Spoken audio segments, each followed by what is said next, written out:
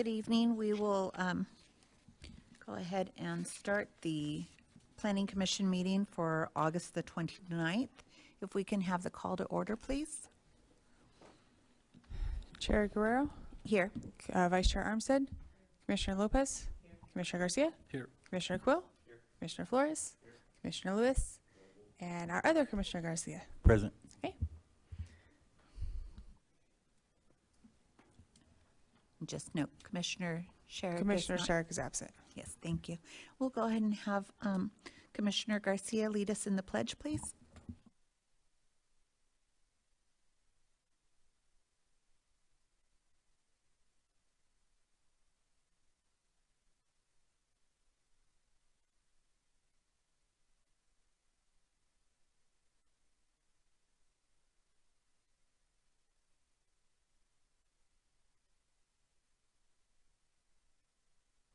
Okay.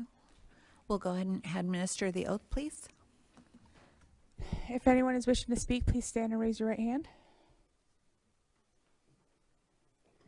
Do you solemnly affirm that the testimony you're about to give is the truth, the whole truth, and nothing but the truth? If so, please say I do. I do. Thank you. You may be seated. All right. Let's see. Any closed session? None. Public comments, items not on the agenda. Is there anyone wishing to speak on a matter that is not on the agenda this evening? Okay, none. Consent items are considered routine in nature and may be enacted in one motion. All public and non-public hearings will be opened at one time.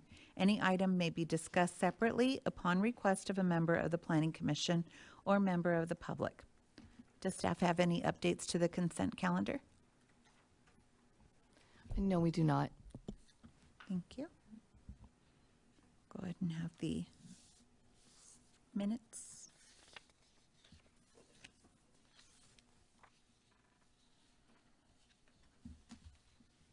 I guess the next item would be approval of the minute. Of the minutes? Yes. As part of your action for the consent calendar. Is there anyone wishing to speak on the consent calendar items? If not, may I entertain a motion to approve the consent calendar? I'll make a motion to approve the consent Okay. I'll second. Call for the vote. Okay. Chair Guerrero, how do you Yes. vote? Vice Chair Armstead, Commissioner Lopez, Commissioner Garcia, Yes. Commissioner Quill, Commissioner Flores, Yes. Commissioner Lewis, Yes. and Commissioner Garcia. Yes. Okay, the minutes are approved. Thank you. Public hearing items. The Planning Commission will first hear a report from staff, and then the public hearing will be opened. The applicant will have an opportunity to speak. Next, members of the public will be allowed to speak. Anyone in the audience wishing to speak must be sworn in and also fill out a request to speak form. The forms are located on the table near the door. When your name is called, come forward and speak into the microphone. Say and spell your name. Give your address for the taped record. After all have spoken, the applicant will be allowed to respond. The public hearing will then be closed and the Planning Commission will begin deliberations and make a decision. All actions except general plan amendments and amendments to the Municipal Development Code are final action unless an appeal is filed and fee paid within 15 days to the Community Development Department. If you challenge the resultant action of the Planning Commission in court, you may be limited to raising only those issues you or someone else raised at the public hearing described in this agenda or in written correspondence.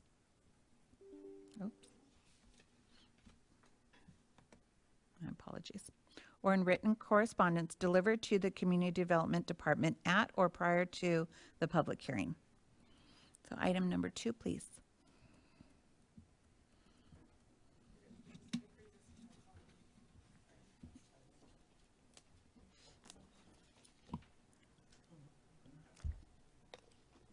Okay, thank you. Okay, thank you. Good evening. Item number 2 is conditional use permit 22-18 and minor exception 23-03. The proposed project is a 4-story extended stay hotel that is going to be comprised of 114 rooms. And also, it will encompass a minor exception to allow an up to 10% reduction in the number of parking spaces from 126 to 116 parking spaces on a project site of 1.72 acres. The project is located north of 898 East Harriman Place, right up north of Harriman Place, within the Commercial Regional CR3 zone and the Transit District overlay. Here is a rendering of the project once it's fully built out in terms of the design for the project. Here's the location zoning map. As you can see, it is within the Commercial Regional CR3 zone, and it is north of Harriman Place, and it's this L-shaped flag lot right here. Here we have an aerial view of the site. This is the existing site where it is. There used to be an existing restaurant a couple years back that's no longer there at that location, and it's right next to the Best Buy and the Learning Center. The project site. Everhome Suites is an extended stay hotel that is budget friendly and contains limited services for business travelers and families that usually are in the process of moving, so they need a location to stay for a longer period than what normal. And it relies on other facilities nearby, like restaurants, to fill in certain gaps that they don't provide. Some of the services that the hotel will provide, they would be operating 7 days a week, 24 hours per day. They will have a kitchenette that will have a small stove, sink, dishwasher, appliances. As mentioned, sometimes this is to fulfill families that have to stay longer due to their moving or they're renovating their homes. It will have a small little convenience market that will have prepackaged small meals and some grocery items. They will have housekeeping. They do have also laundry services provided, a lobby meeting area, and they will have a little small fitness room. For the parking reduction, our parking standards for the city of San Bernardino require a 1.1 parking space per bedroom. In this case, because of the number of bedrooms, that equals 126 parking spaces required. They're requesting the minor exception to allow for up to a 10% reduction. The exact percentage is 8%, which will be a reduction of 10 spaces. So essentially, they're going to be providing 116 parking spaces. One of the reasons of the request for the minor exception is, there's existing transportation infrastructure already provided that provides alternative means of access. There's shuttle buses, taxi services, carpool, ride sharing like Uber and Lyft. And we have Omnitrans SBX rapid bus line nearby. So it incentivizes the use of other types of transportation and the reduction of the use of vehicles. This will not take away from the requirements for ADA accessibility, and it will not take away from the requirement for EV charging station. They still have to provide that and accommodate that in accordance to building code requirements. Here we have, this is a picture of the existing site. It's a vacant site right now, as you can see, and there's nothing on the site at the moment. Here we have the project site. So this right here, this is going to be the site plan. This is the proposed project location. They are going to have access through Harriman Place. There is shared access for the whole center here that they share. So they're going to be coming in, and then and a lot of the services like fire and as well refuse will be able to loop in and provide any type of service that is required for them. For the floor plan reduction and distribution, the first floor, they're going to have accessible double queens, accessible one bedrooms, and double queens. Here's a breakdown in terms of the count as well as percentage that is going to be provided for each floor of the proposed hotel room. Here we have the first and second floor. As you can see, this is where the little fitness center is going to be, and we're going to have the little marketplace as well as a little meeting area. And here we have the third and fourth floor. Here we have some elevations in terms of the renderings of what it's going to look like on the west elevation and east elevation. They are going to incorporate a lot of warm colors, stone, so it's not going to be just plain coloring, plain walls. So they are going to provide a lot of different architecture and texturing. For the proposed landscaping, they are going to provide some evergreen trees, 24-inch box trees, 5-gallon shrubs, 1-gallon shrubs as well throughout the whole site and landscaping that is going to incorporate into already existing landscaping there at the site. So with that, we recommend that the Planning Commission adopt resolution number 2023-029, finding the categorical exemption pursuant to section 15332 for infill development projects in accordance to the California Environmental Quality Act, and approving conditional use permit 22-18 and minor exception 23-03 based on the findings of fact and subject to the recommended conditions of approval. If you have any questions, we're here to answer any questions, and we also have the applicant here to answer any additional questions. Thank you, Elizabeth. Also want to bring your attention to 2 letters that we did receive in opposition to the project. One is from the Hilton Garden Inn. I believe you have a copy of that. The comments are based on economics, which is not something under the Planning Commission's purview. That would be under City Council. The purpose of the Planning Commission review is to review the planning aspects of the project. So we do have that letter for your consideration. We also have a letter from Mitchell Sy in opposition to the project as well. That is the letter in the binder that we provided to you. It's a very extensive letter. We've reviewed the letter. They're requesting a number of items, one being that an environmental impact report be prepared. Staff has reviewed the letter as well as prepared the environmental exemption, categorical exemption for the project, and we stand behind that exemption. Studies were completed to support the exemption, and those studies determined that there's no significant impact as a result of this project that would warrant preparing an EIR. And then we also have the applicant's representative, Alan Matkins, also has prepared a response letter. And when the applicant comes up to speak, we'll let them provide their responses to the comments that were received. Anything else? Okay. That's it. Okay, thank you. So we'll go ahead and open up public hearing. Is there anyone wishing to speak on this item? Eddie Campos?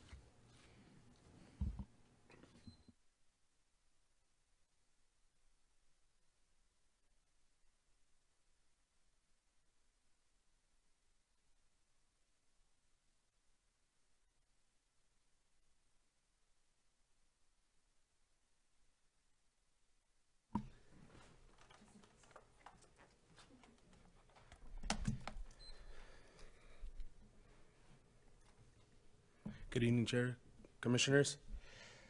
My name is Eddie Campos. I am a member of the Southwest Mountain States Regional Council of Carpenters. I live in the local area. I recreate in the vicinity of the project. I believe it will have an environmental impact for the area. The city should require the project to be built with contractors that will hire locally, pay prevailing wages, and utilize apprentices from the state-certified apprenticeship training program. Workforce requirements reduce construction-related environmental impacts while benefiting the local economy and workforce development. In a recent 2020 report titled Putting California on the High Road, a Jobs and Climate Action Plan for 2030, the California Workforce Development Board concluded that the investment in growing, diversifying, and upskilling California workforce can positively affect returns on climate mitigation efforts.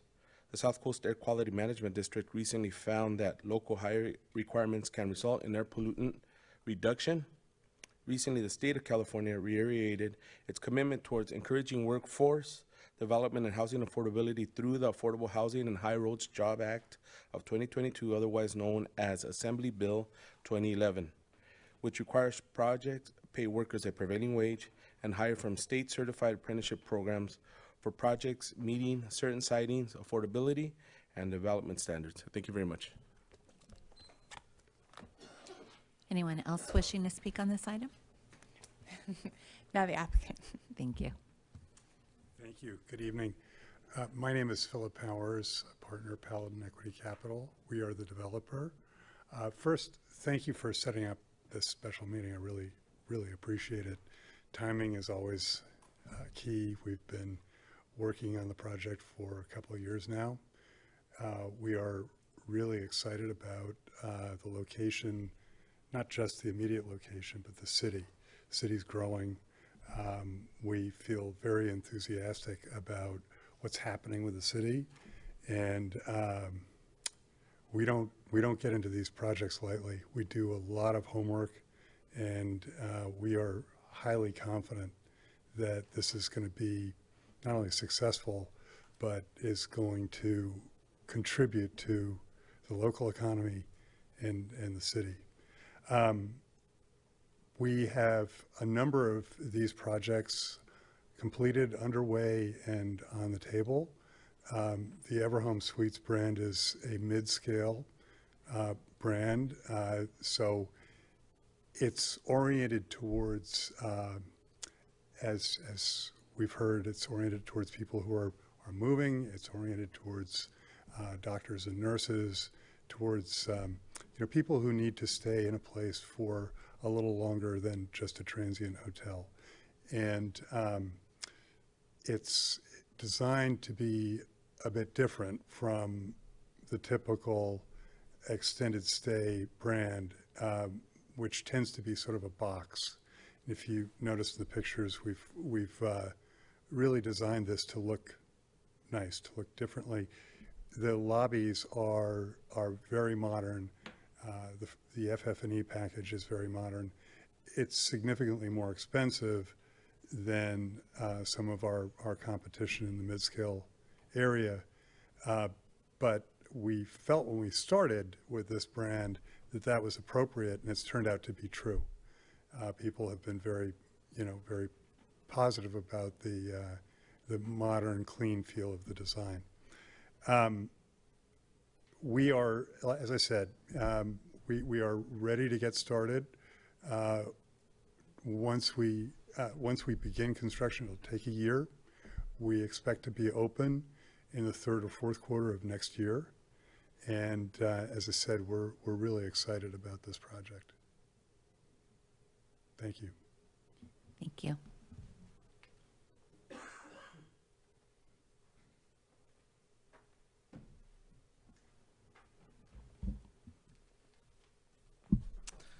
Good evening, Madam Chairman, members of the commission. I want to echo Philip's comments, thanking you for being here tonight, for considering the project. I want to thank staff, Elizabeth and Mary, for all the hard work and kind of bringing the project to you tonight. We've put a lot of time, a lot of effort, done a lot of listening, and a lot of refinements to bring this hotel project to you tonight, and we're extremely proud of it, extremely excited about it, and we hope you are too, and we think it's going to be a real benefit to the city. I just want to respond briefly on the 2 letters of opposition. In your package would have been our kind of brief rebuttal letter that kind of responded. Just very quickly, on the Hilton letter, as Mary indicated, it really is essentially an anti-competition letter. It says we don't want another hotel in the market because it's going to potentially impact our revenue and our occupancy. Economics is not something that's within your purview to consider when looking at the project. But even if it were, the one point I wanted to point out is, aside from what's already referenced in the letter, is that the Hilton Garden Inn is a completely different product than what the Everhome Suites is. It's a resort, typical standard hotel, not an extended stay hotel. We don't have a full service restaurant and bar. We don't have a swimming pool. We don't have conference meeting rooms. We don't have all those other aspects that your typical hotel would have that would cater to a particular clientele. Our hotel, again, focuses on families, business travelers, doctors and nurses with Loma Linda, other travelers who need to be able to afford a longer term stay and be able to cook inside their units, make mac and cheese for the kids on a Tuesday night as opposed to having to run out. That kind of scenario, that's who we cater to. So from that perspective, it shouldn't impact Hilton Garden Inn's revenue or any other hotel for that matter. But regardless of that, as Philip said, we did our due diligence. Attachment E to your staff report is a feasibility study we had prepared from C.B. Richard Ellis that, essentially confirms that there is a market for this hotel. There's a demand for this type of hotel, and again, we wouldn't have committed the resources and the time and the effort that we did if we didn't feel strongly that there would be a market to support it. With respect to the Carpenters letter, you see Eddie Campos and Carpenters are here tonight. We've encountered them on other projects in Ontario, submitted a similar letter. At the end of the day, it's essentially, you know, a request and a means to try and leverage a project labor agreement to try and get the project to use union labor, local labor, as outlined in the letter. And we have our general contractor here tonight, Clint Fraley, as well, who could speak to the various subcontractors. The subcontractors that we're using for the project and that we use for essentially all of the Upper Home projects that we're working on all involve or require local labor, residents that live and work in the vicinity, businesses, framers, every other kind of subcontractor that you could think of that, you know, would be involved in the project. It is a local company, and that's something we take pride in. So to the extent that there's a concern related to the use of local labor and supporting local residents, local businesses, that shouldn't be a concern, because we are doing that. We are committed to doing that. We're just not using union labor, carpenters labor for this particular project. If the commission has any questions related to the letters or our project at all, we're more than happy to answer those, and we thank you for your consideration tonight. Thank you. Anyone else wishing to speak on this item? No? Okay. Commissioners? Go ahead. Okay. All right. My first question, my first question is, why were the commissioners brought here? You canceled our regular meeting in August under the pretense of a workshop. On 7/10, we got a notice it's going to be a workshop. 8/22, going to be a workshop. No problem. I like workshops. I learn. 8/24, Jessica says, oops, it's not a workshop. It's a special meeting. And I'm not blaming Jessica because she takes orders. Okay. So now you want us to believe that this was an oops? It is a special meeting for one item.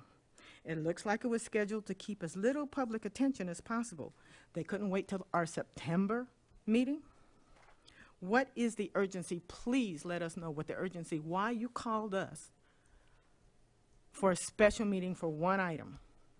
We work, we've got families, we got businesses, but we came here. Why did we have to come here for one project? You did the same thing a few months ago with the storage units, and we know what that was about. Is this the same thing? You make it obvious that something is fishy in your department. Please explain the urgency of why you've called us here. Wasting our time on a bogus emergency. What is the emergency? Why were we called for this meeting? And please, don't say Miss Jessica, because she didn't make the mistake. Whose hoops are we jumping? Because obviously we're jumping somebody's hoops for you to bring us all here for a special meeting for one project. I'm suggesting we continue to the September meeting. I want to read all this stuff. I want to go through that manual, because something doesn't sound right to me why we are jumping hoops for one project. Please explain. Okay. Thank you for your comments, Vice Chair Armstead.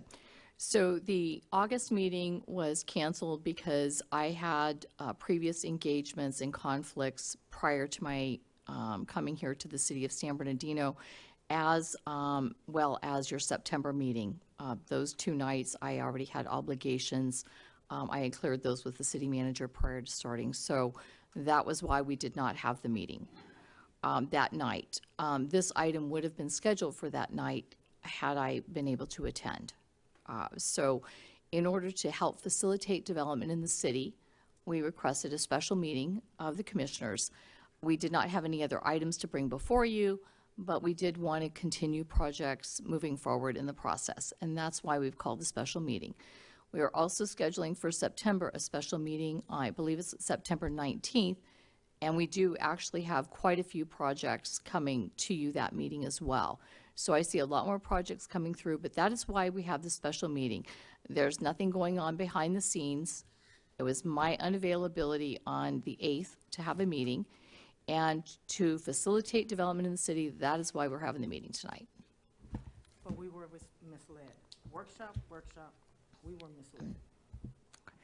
I don't have information on the workshop. I know there was some consideration of a number of meetings, but this was always intended to be a special meeting for this particular item, not a workshop.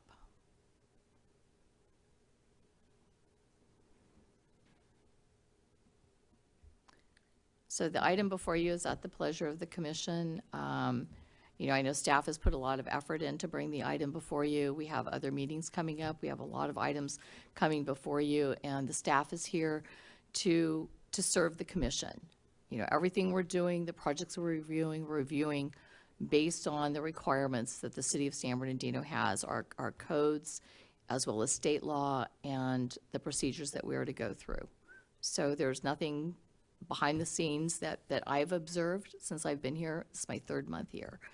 So that is the reason we're here tonight, and we're happy to answer questions, and at the pleasure of the commission bringing this item forward. That's at your pleasure, or if you wish to continue it as well. Okay, I would like to address you mentioned the September meeting. We'll address it when we come up to our planning commission comments. Yes. But do we have any more comments with regards to this item? Yes, through the chair. I'd like to make a comment. I think this is a very nice project. Quite a few years back, I had the opportunity to sit on the Visitors Convention Bureau. And the Visitors Convention Bureau provided a lot of information, or were able to get a lot of information as far as the tenancy of the hotels and so on. And I would imagine some of the comments in this letter from Alan Matkins is relating to some of those comments. I'm sure you folks wouldn't want to build a hotel if you didn't know it was going to be successful. I think the concept is good. I think it's a good area over there. It fits in with the other hotels that are in that area. In your research, have you seen an increase in hotel usage in our area, or do you have any information on that to report? I would be curious to know if there has been a significant increase. I know that COVID probably affected some things a few years ago, but I'd like to know research-wise if there is a need for this in our area. Thank you for your question. Thank you for the opportunity to speak again. The feasibility study, the market feasibility study, that's attachment E, was prepared by much smarter people than I am in terms of the research and the analysis that goes into determining, you know, market fluctuations and all the different factors that go in. I do know that the report acknowledges that we're at a little bit of a lull right now, but like anything, you know, you have peaks and valleys, and we're expected to be up to, I believe, above 80% by the time the hotel is scheduled to open.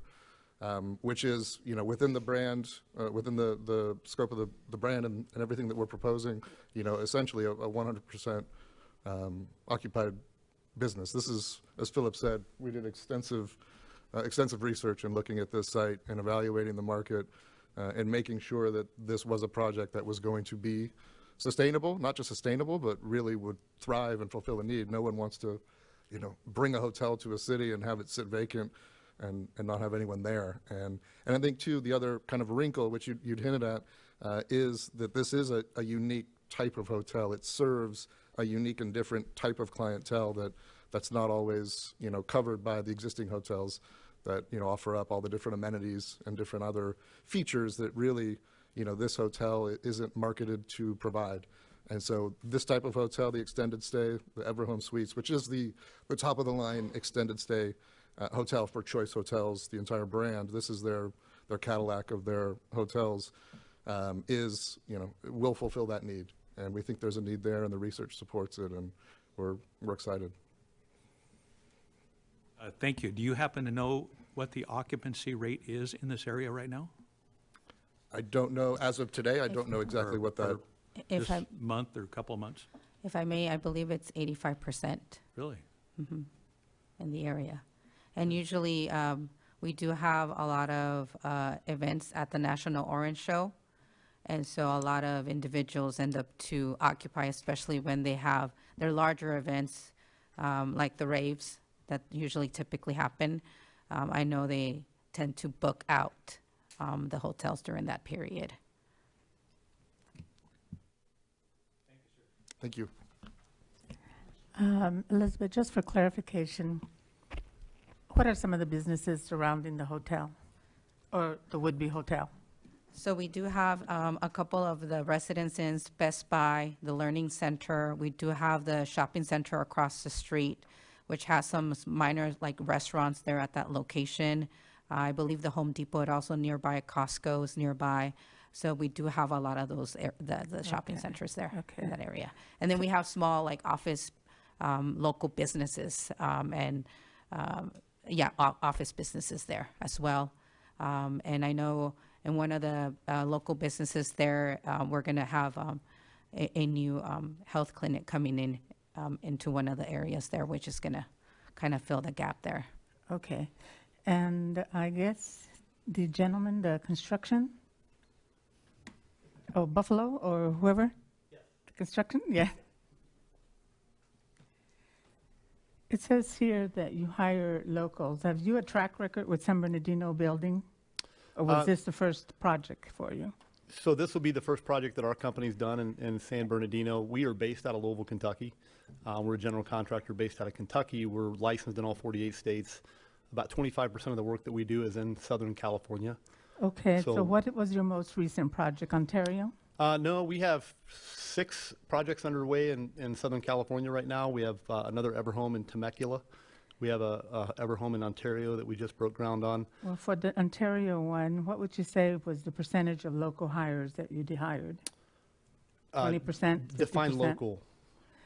You define local. You say Well- you hire local. Yeah, so I would say local within driving distance to the project, 100%. 100%. So as a general contractor, we hire subcontractors who are locally sourced to build the project. What will happen is we will put this project out to bid across many different interfaces, and we'll probably get 400 proposals from framers, electricians, plumbers, concrete, asphalt, everybody that it takes to build the project. And then our team will get together and put a team together to actually build the project. But to answer your question, I would say 100% of our trades are locally sourced. We do not hire out of state. We have not found success in So bringing people you in. get bids from different contractors to do the work. Do you make an effort to choose local, or is it on the highest versus the lowest bid? Both come into factor. That typically works itself out on its own, because if people are traveling in constantly, it's more expensive. So they typically price themselves out of the equation. So it is 100% locally sourced subcontractors So for the this projects. local source contractors may or may not be union.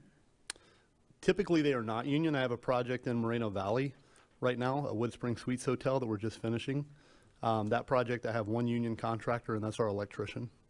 Now, I can assume why you choose not to use union labor, but you tell me why. It says in your paperwork, however, you use local, but you don't want to sign a union contract. I'm never opposed to signing a union contract. It's typically up to, when we sit down and look at who the team we're going to assemble for the project. Take, for example, the Moreno Valley project. It just so happened that electrician is someone that we've worked with before, we've had a good experience with. Our goal is to be able to come in and build this project in 12 months so they can open the doors, they can generate tax revenue for the city. And in order to do that, we have to have the right team in place. So we chose that electrician based on our past experience. He just happens to be a union shop that we've had really good experience with before. I don't think it's a secret that typically using union workers and union companies, there's an expense that comes with But that as there's- well. There is nothing that will preclude you using unionized No, labor. no, not at all. No, it's really never a factor in our decision. We don't go out and say we're not going to use union companies at all. That really doesn't factor into our decision making. Now, do you have a preference? You said most of these locals are not union? That's correct, yeah. Typically, Is there they're a money not. saving thing, or? No, it's just, most of the concrete vendors that we work with are not union. I know some of the framers are, but we have a core group of framing contractors that we've used for years that we just have had success with. And we typically will value that and know that they're going to show up every day and get the job done. Not saying that a union contractor won't. It's just I'd rather use someone that I know that I've worked with before. People make the case to hire local union or local labor is so that the money stays here in the area. Absolutely, yeah. I So totally do you understand. know if your local labor that you hire has an address here in the surrounding areas? It could be Colton or whatever. Sure, yeah. But in the surrounding areas. So, and we looked at the team we're putting together for this project. I do know that our flooring contractor, New Image Flooring, is based out of San Bernardino. I can say that in reaching out to the 20 other subcontractors that we plan to have on this project, they don't have an address in San Bernardino, but they have employees that live and reside here. Who do you go to recruit? The Work Action Force or whatever? What do you use to recruit? Well, as the general contractor, we're hired to build a team through the use of subcontractors. So we don't necessarily recruit anyone. We will put the project out to bid on typically 4 different platforms.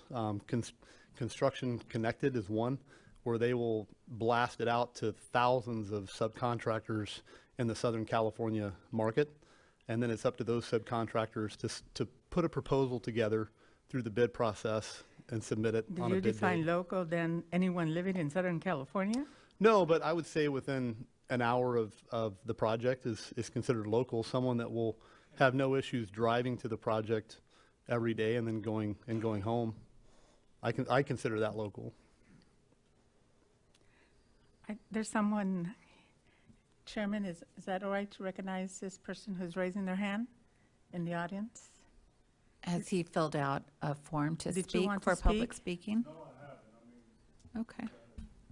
Chairman, Chairwoman, it's up to you, but I think we should finish with Yes. the general contractor first, and after questions of him are completed, then if you want to recognize the gentleman in the audience, you could do that. Okay. And in the meantime, the gentleman in the audience can fill out a speaker card. Okay, thank you. Okay, thank you. Sure. Anything else? No, that's it Okay. Yeah. For me. So you said, oh, him first, go ahead.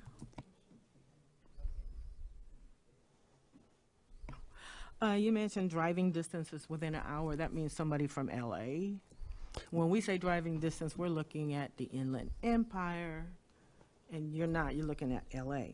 Then you don't use union, you use prevailing wage then instead of union? Typically, they're not prevailing wage jobs, no. Okay, it's as low as you can get. And then this is your first San Bernardino job? It is, yes. So you're not familiar with the local labor pool, obviously, because you're not from this area, so, and you haven't worked in San Bernardino, so you're not familiar with the local skilled Not labor local pool. to San Bernardino, no, ma'am. So that's not a big consideration because you're not familiar with them. That's clear. Thank you. Okay.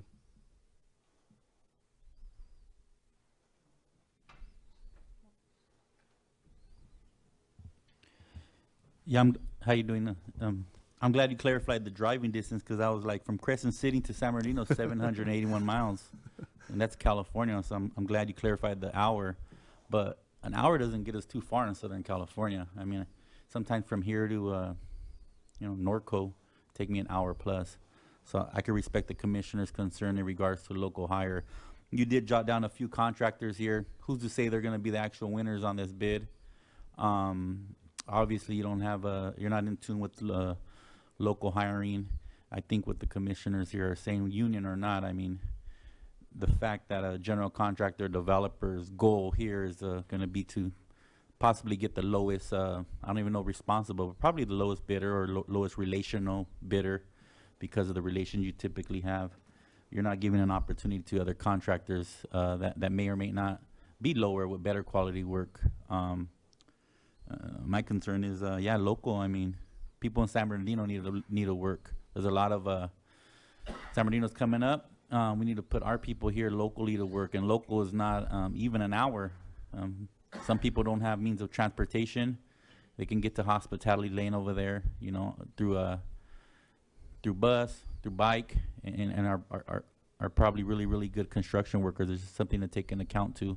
I totally understand and respect the business aspect in regards to profiting, but you really got to understand what we stand for here in the city of San Bernardino. So there's something to think about when these type of projects go through. My second comment is the exemption in regards to, I think it was a class 32 category exemption, right? I think you said there's did we get a brief on that? Yes, it was in the last part of your staff report. Okay. So it's a class 32 exemption, 15332 of CEQA. And basically, it's an infill exemption for projects under 5 acres in an urban area, which is within a city, which this actually qualifies. And then the exemption goes through and has very specific findings to support the analysis that was done. As part of the exemption, we also require studies to be done. A focused traffic study was prepared, air quality, noise impact analysis prepared, air quality and greenhouse gas assessment, as well as a parking evaluation to support the exemption. Okay, so there are studies. Typically, a general contractor or a developer will go above and beyond, regardless of the exemptions. And when we hear exemptions come across, it almost feels like, hey, we're going to go this route because we can, type of thing. So other than the legal aspects, we have to really get into these studies and findings. And obviously, we're not the experts. So and I didn't mean to go from contractor to staff, but it was just something that I wrote down here that I was wondering. And just to note on the exemption, under CEQA, there's different categories of exemption. This one is very specific to infill projects.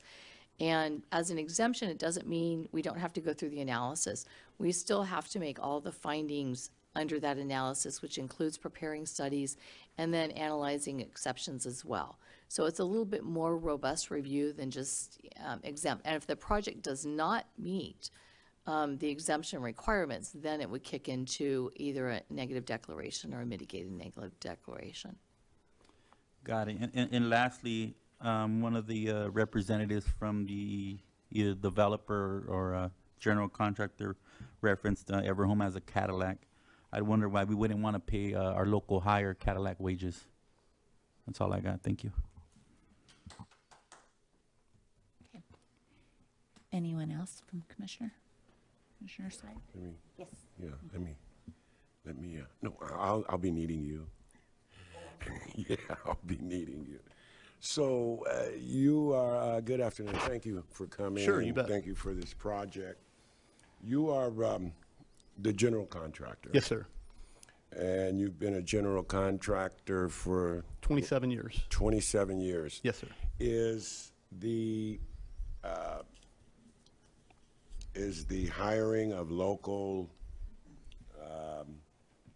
subcontractors, whatever union people, is this something you've heard before? Not to this extent. I mean, I think it's something that we as a general contractor, we face all over the country, and I'm certainly not opposed to union. It's just, you know, again, we put our projects out to bid. We source proposals from everyone. We don't discriminate. We take a lot of time, effort, energy into, at the end of the day, selecting the right team. We're not a low bid general contractor. It's not how we operate at all. You know, our goal again is to get the project built in 12 months, deliver a good product, so they can open the doors and. Yeah, and your, I guess, would be who you work for, which is the company here. That is. Yes. Which is based in California? Based in LA. In LA? Yes. How, and you're out of Kentucky? Our home office is out of Louisville, Kentucky. Yeah, we're based out of Kentucky, but we have employees all over the country. We have I think 18 employees that live here in California, mostly in Southern California. We have one project in Pittsburgh, California right now, but like I said, the majority of our work is in Southern California.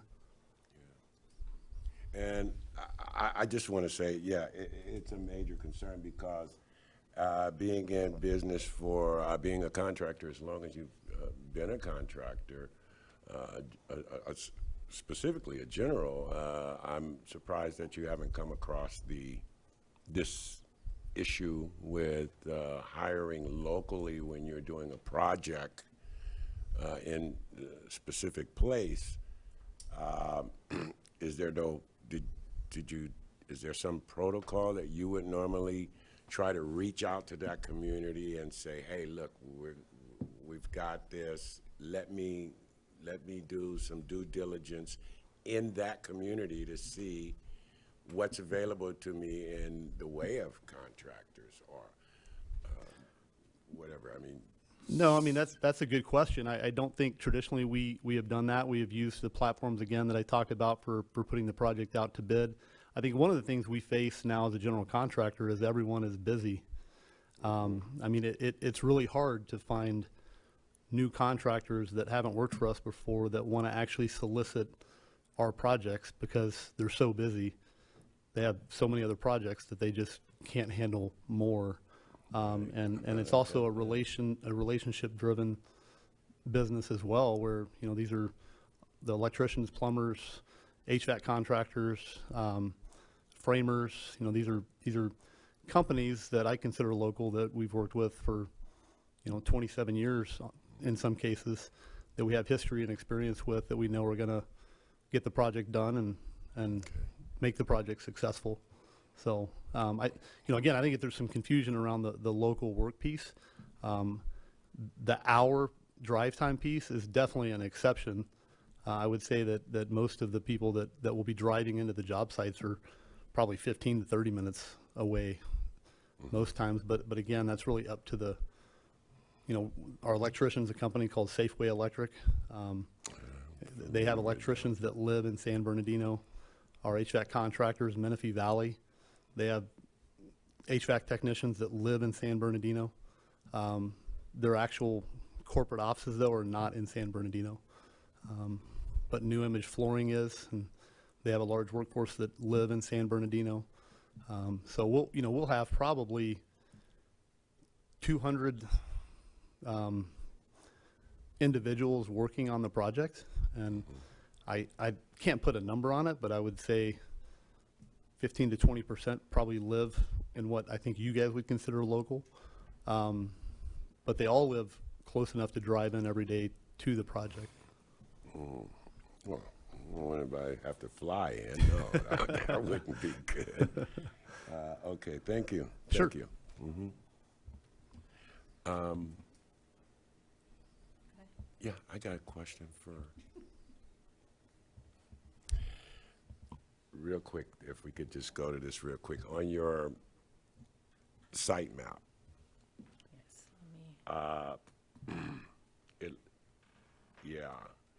so there is basically one way into this and one way out. There is a main entrance here, yes, one here, but there is a more southern portion. But yes, there is the main access path here. And so they will be going in through the driveway here, turn here, and then loop, and like people can loop in and out of the site. Right, but this is.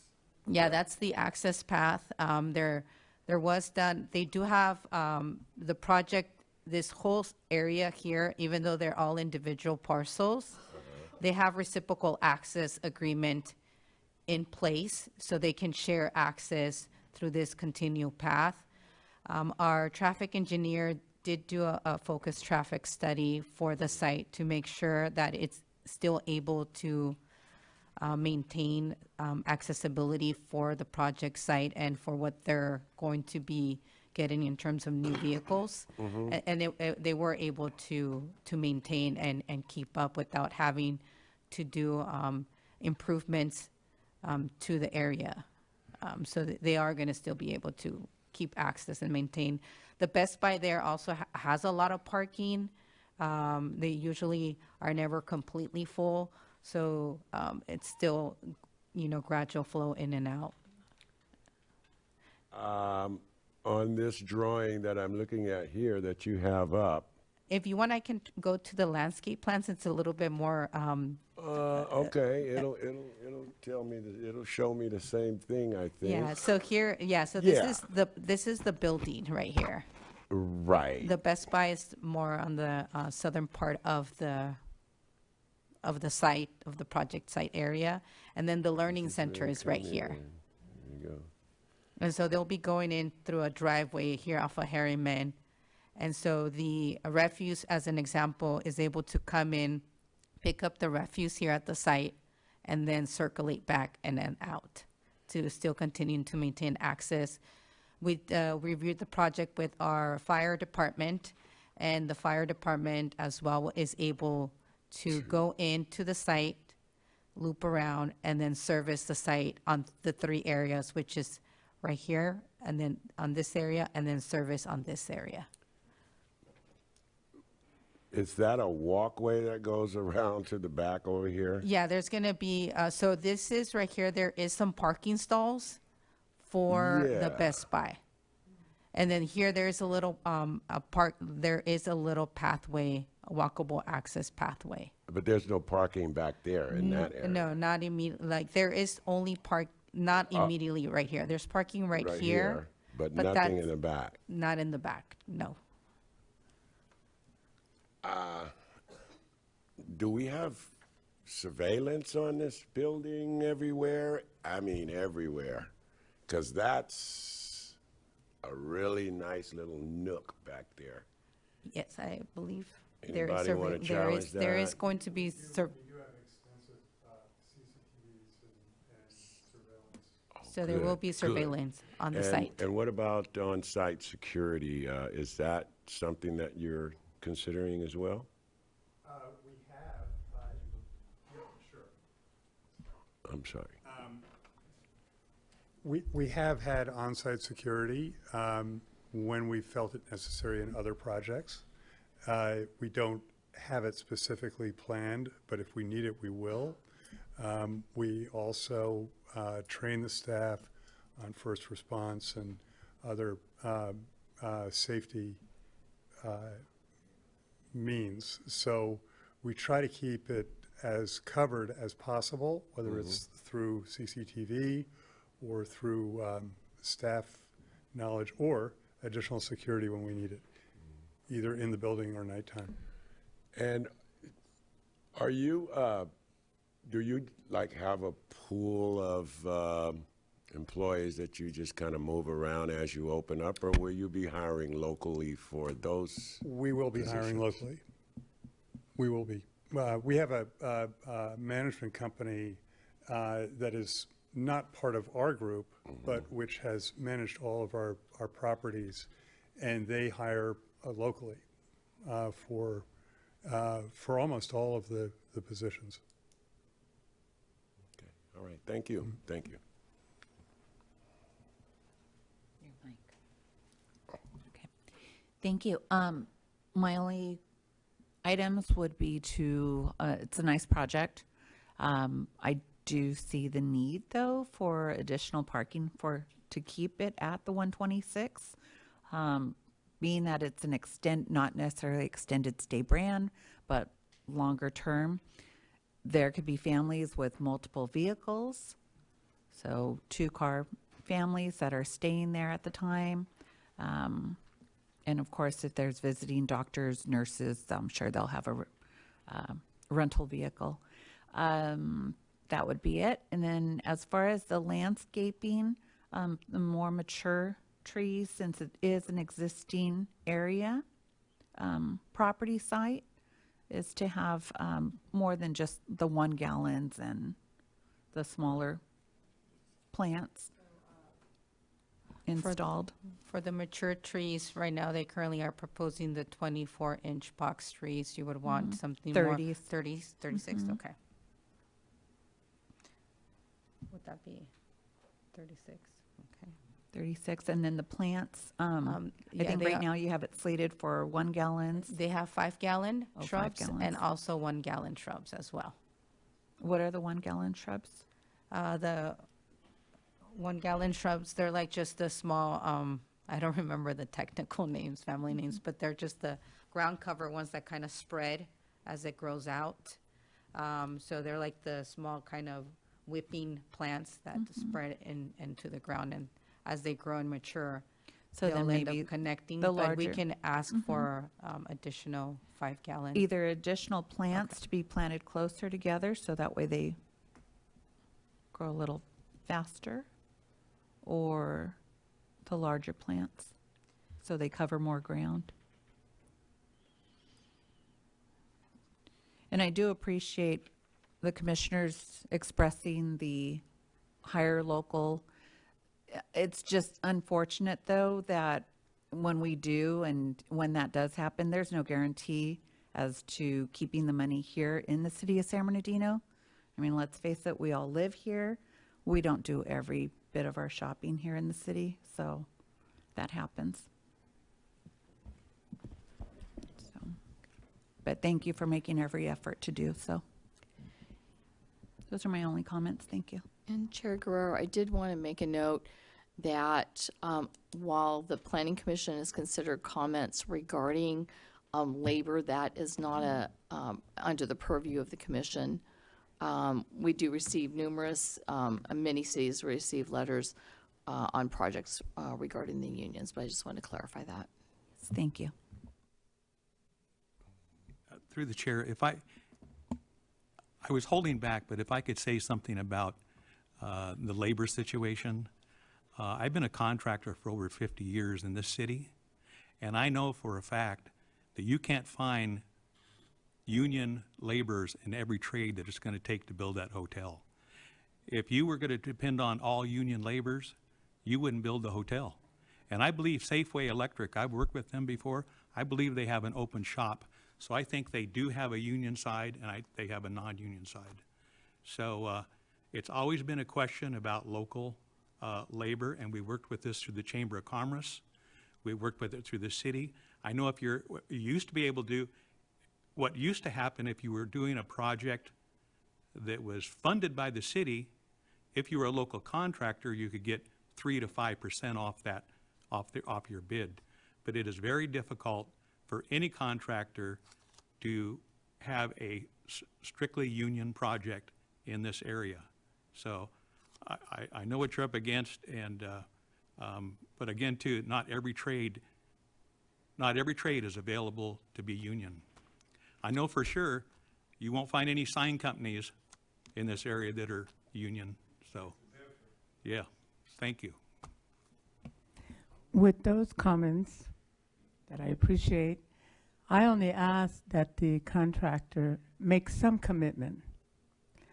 No, you won't find all the contractors needed in this local area, but you will find some, and that you'll look for here. And if they live here, they're going to spend here. So look and make that commitment at least. Thank you.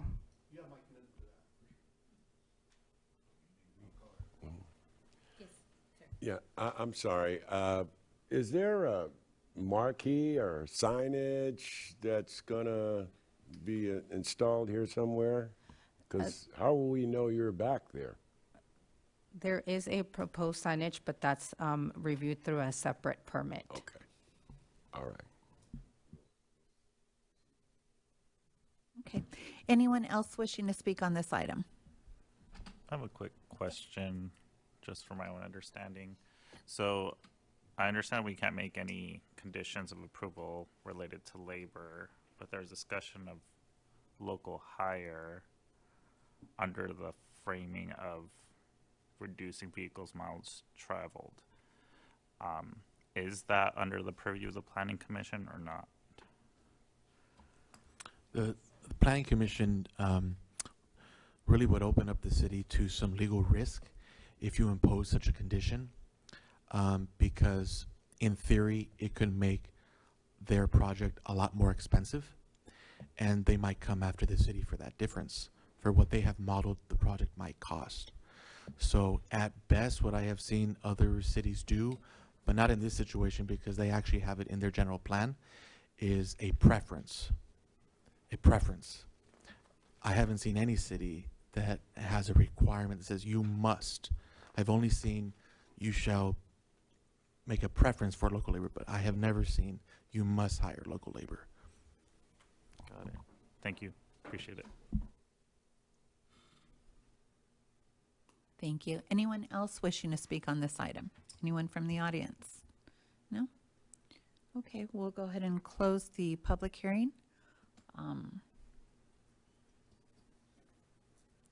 Albert, sorry, do we need to address the additional items? Yes. With the applicant? Chair Guerrero, what I heard you say is you wanted to make some edits on the parking and on the landscaping, is that correct? Correct. And so what I would invite you to do first is to kind of take a straw poll of your fellow commissioners, see if there's majority support for those additions that you would like to make. And if so, then you could ask the applicant if they would agree to amend the conditions of approval to reflect that. Okay, thank you. How do my fellow commissioners feel about the additional parking at 126 and the additional matured landscaping? Want to raise your hand if you're in agreement? With the, okay, we'll do parking first at 126 rather than the 116. Okay.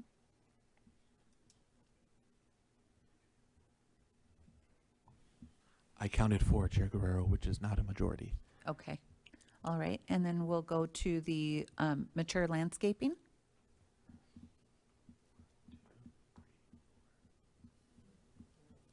I also count only 4, which is not a majority. I counted 5. Hands higher, please. Hands higher, please. I count On the 4. mature landscaping. Oh, you're not, okay. Okay, I see Okay. 5, at least the majority now. Okay. So there's majority in that. So you can ask the applicant if they would agree to that as a condition for the increased landscaping. Thank you. Is the applicant in agreement with the increased landscaping? No.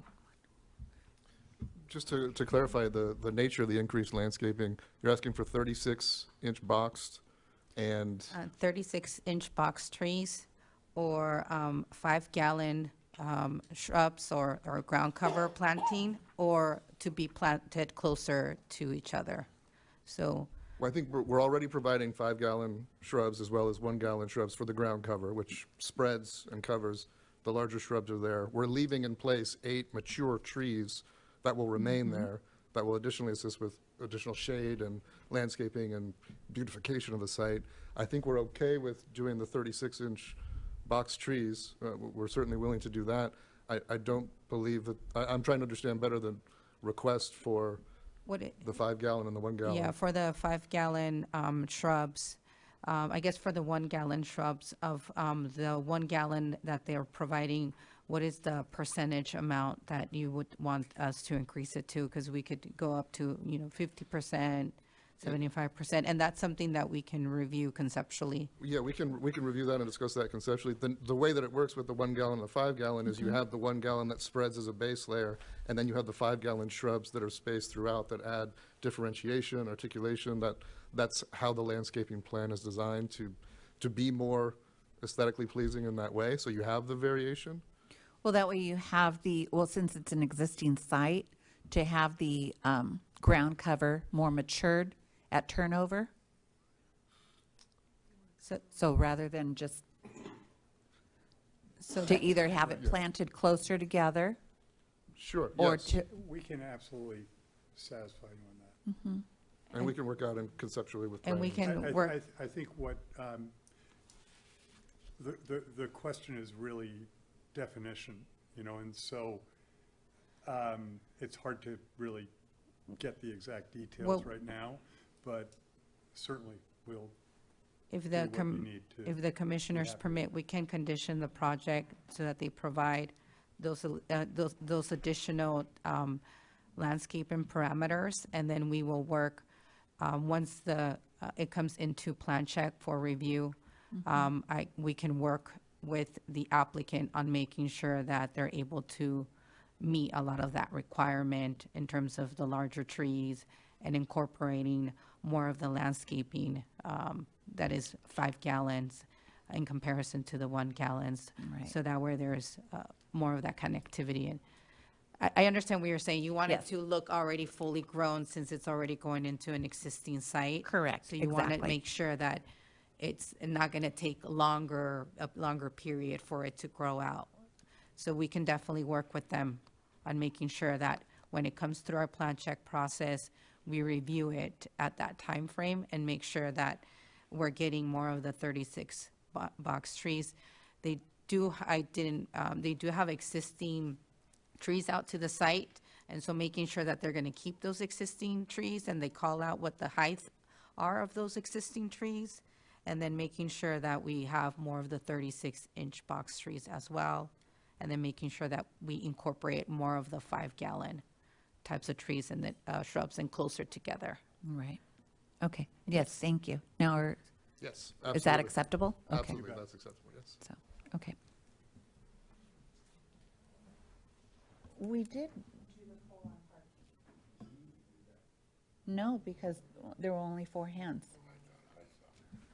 Oh. Can we revisit the parking at may. 116 at 126 rather than 116? If we can have if you're in agreement with that, raise your hand high, please. Can we just get clarification before, in regards to what's the reasoning behind it? Yeah, reduction in 10 parking spaces? There wasn't an explanation.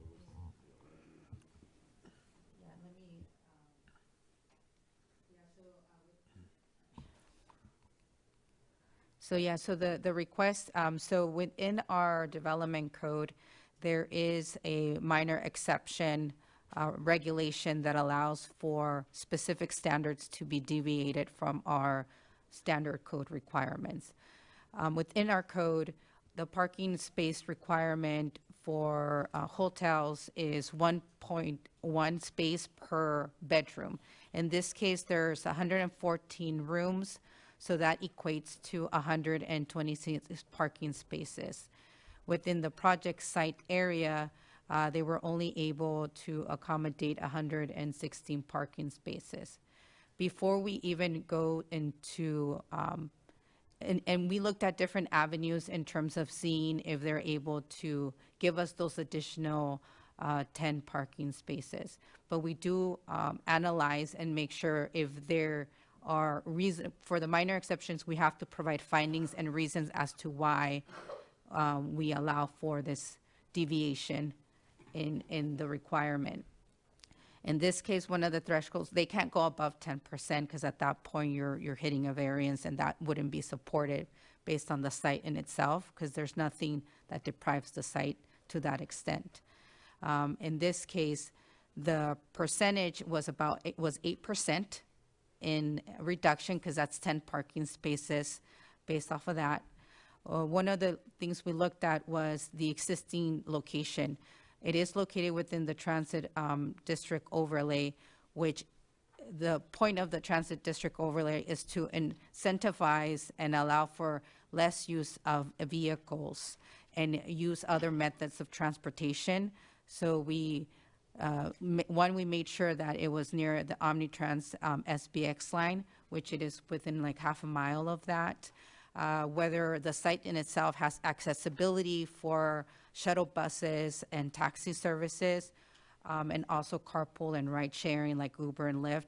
A lot of the individuals that come to the location don't use their own vehicles. They either do there's a lot of new ride sharing and Uber, Lyft, because they don't want to, when they're traveling in, they're not using a lot of vehicles or taxi services.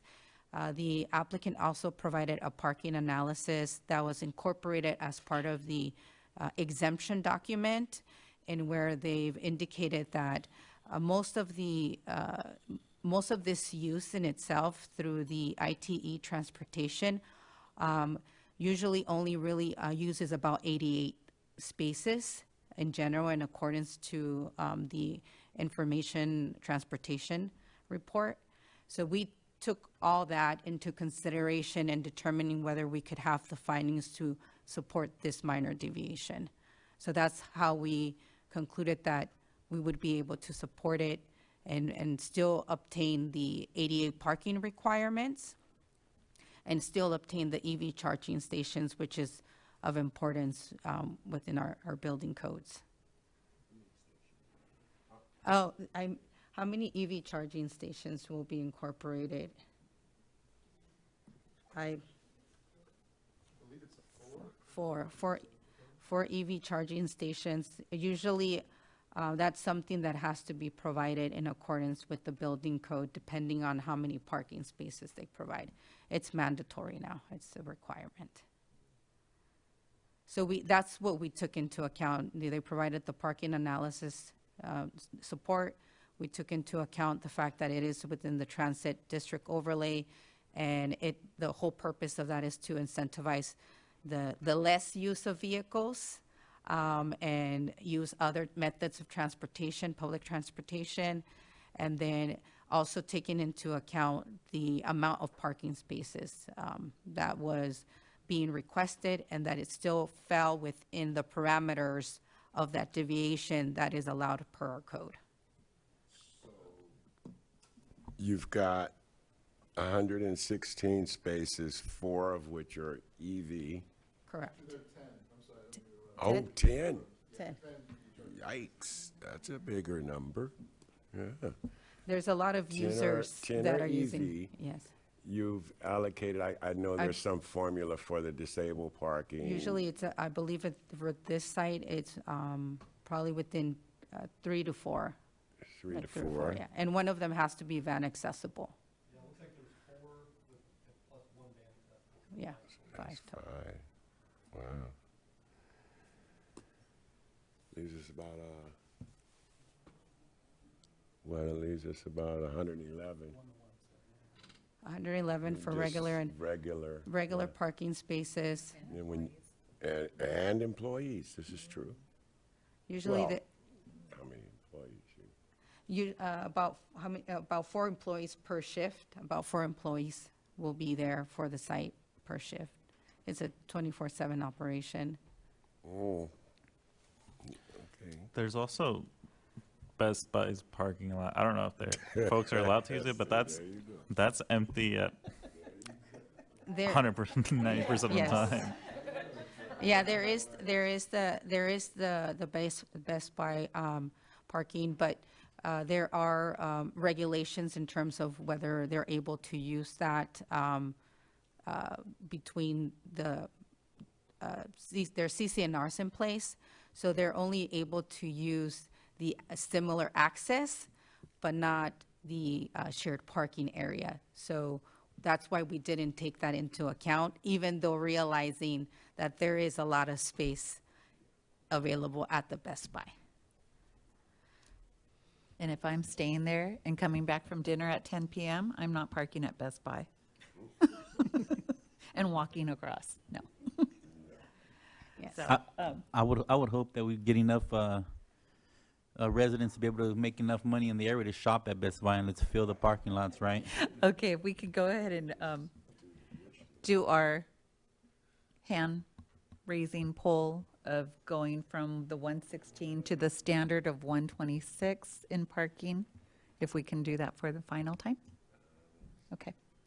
So those of you that are for the 126 parking, go ahead and raise your hand, please.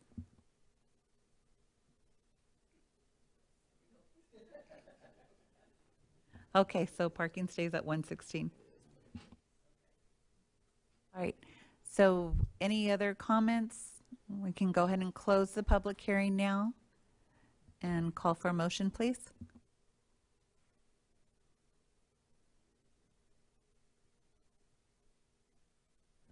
I move that we approve.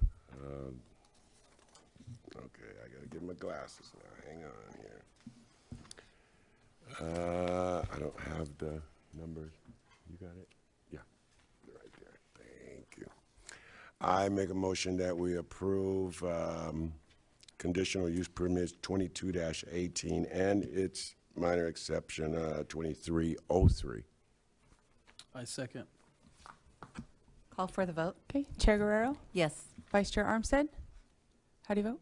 Yes. Commissioner Lopez, Yes. Commissioner Garcia, Yes. Commissioner Quill, Commissioner Flores, Yes. Commissioner Lewis, Yes. Commissioner Garcia. No. Okay, so majority approves. It passes. Welcome, thank you. And you will join the Chamber of Commerce, won't you? Don't forget to join the Chamber of Commerce of San Bernardino.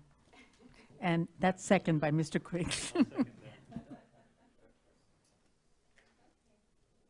Go ahead and move on to any director's report, Is there any planning commission any planning commission reports or reports? announcements before that? Any planning commissioner reports? No? None? Okay, well, thank you, and again, thank you for coming to the special meeting. I know we do appreciate your time and effort on that. I know Jessica has been reaching out to try to schedule the special meeting for September 19th, because I'm unable to be here on the 12th. and my I do know that my apologies. email has a problem going to spam, but I have received some responses so far. I believe I have quorum for the 19th. Is anybody not able to make September 19th? I Okay, have a so standing board meeting on the 3rd Tuesday of the month, Okay. so I am not available. No, 19. Okay. That's my birthday. I won't be here. Oh, well, that's a good reason not to be here then. Guerrero. Do you want to look at? We were trying to keep it on the same night that the commission normally meets. Oops. But we could, it's a special meeting, so we could do another night if that's more convenient for the So commissioners. we are vacating the September 12th date? Correct. And the next Tuesday after that is the 19th. It is, yeah. Okay, so no. Okay. So we could look at some other days or some other evenings. How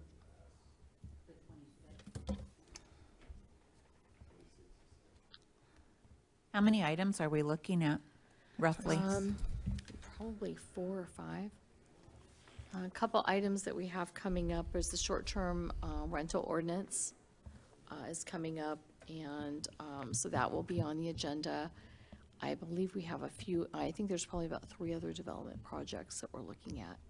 And we potentially have an appeal of one of the DERC projects. We'll know more in about a week on that.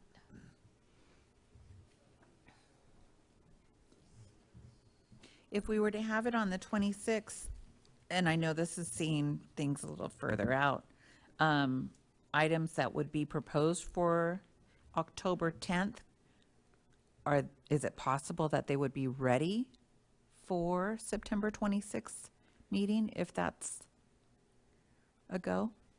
You mean to go on instead of the October meeting? Right. I think we may actually have a number of items that you probably want to have 2 meetings. Oh, okay. We have quite a few items coming up, but we certainly can check on that. Yes. For calendar, can you give me the 2 proposed dates, just so I can? 9/19 and 9/26 is what we're looking at. Just to try to keep it on Tuesdays because we're used to Tuesdays. So 26th? Okay. Quill, Lewis. Can we raise our hands if we're available 9/26? There you go. Lewis. Ivan. Commissioner Armstead, I'm sorry, did you raise your hand? Yes, okay. Okay, and Quill, Lopez. Okay, so it looks like Commissioner Flores so far is the only one not available that day. Are you available that day? Okay. The 26th? Okay. So tentatively right now we're gonna do it for the 26th then. If that worked for everybody? We agreed? Good? Okay. I will send out an official meeting invite in the next couple days. So not the 19th, because there's too many not available after all. So we're gonna do it for the 26th. While we have the majority here. I believe Sherrick said she might not have been available, but I'll touch base with her as well. Yeah, with Lisa. Yeah. Okay. Okay, and thank you for that. And then just a couple updates. The housing element was approved for transmittal only to the Department of Housing and Community Development. That was submitted to the state on August 4th. It's currently under review, and we expect some comments back from the state within 60 days. So we haven't heard anything yet, but it's up there for review. Once we get that review completed, make what edits the state request of us, that document will come back to the Planning Commission for your review and then recommendation to City Council for certification. I mentioned we have short-term rental coming up, housing element, and then I know Vice Chair Armstead had asked about a list of our development projects. And we are working on that. My apologies. I'd hoped to have it to you this evening, but turns out there's a lot more work that's needed on this. To give you an idea right now, residential projects between single-family subdivisions, multifamily developments, building conversions, senior housing, residential care facilities, we have about 18 projects right now. Commercial projects, including hotels, ABC licenses, restaurants, self-storage, commercial centers, some auto dealership modifications, about 30 projects, and industrial projects, which include warehouse, truck lots, contractors' offices, and such, about 34 projects. So not all of these projects, as you know, come before the Planning Commission. Some go to DERC. So we'll be getting updates to you all on the DERC actions. We did have one item at the last meeting that was approved. It was an extension of time for a truck parking storage facility. And so it was approved. It was an extension of time for a facility that had been approved 2 years ago. So it already went through the process. And we did have community members come out in concern because we have increased our notification area to 1,000 feet. So that potentially could be appealed to the commission, so we'll keep you updated on that. And general plan, we have been focused on getting the housing element up to the state. That's been our primary focus here this past few months.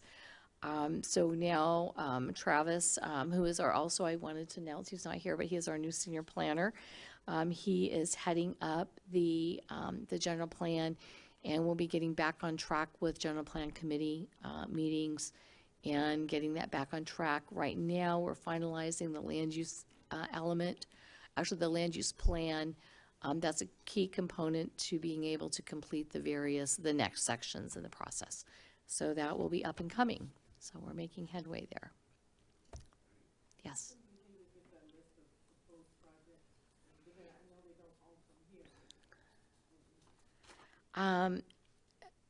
The next meeting, yeah, oh yes, by the next meeting, we're working on it right now. The list of projects that we have coming through the pipeline at the September 26th meeting. Yeah. Triple confirm. Yeah, while I'm here, yes, we're going to be trying to update that monthly, as well as we have some other reporting that we're working on as well. So yes, absolutely.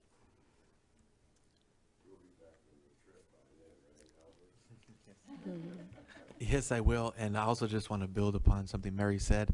If you recall, I emailed all of you for one of the meetings I couldn't make it, and I was telling you about a proposed settlement agreement with the state over the housing element. And I'm actually appearing in court tomorrow with the state's attorneys to get approval from the judge on that settlement agreement. That's the last step that we need. And if the judge approves of it, then it will bind us, the city, to certain timelines that we have to meet. And one of those timelines that will involve all of you is for the Planning Commission to then recommend approval to council of the housing element. When it came before you last time, what you were doing was recommending that the council direct staff to submit the draft to the state. But the next time you're going to see it, it's to recommend approval to the city council. And I just want to prepare you that it could come on a regular meeting agenda, but if necessary, we may call a special meeting just for that purpose, just to approve, for you to consider recommending to the council approval of the housing element, and we would do that in order to meet the terms of that settlement agreement. So I just want to put that in the back of your mind.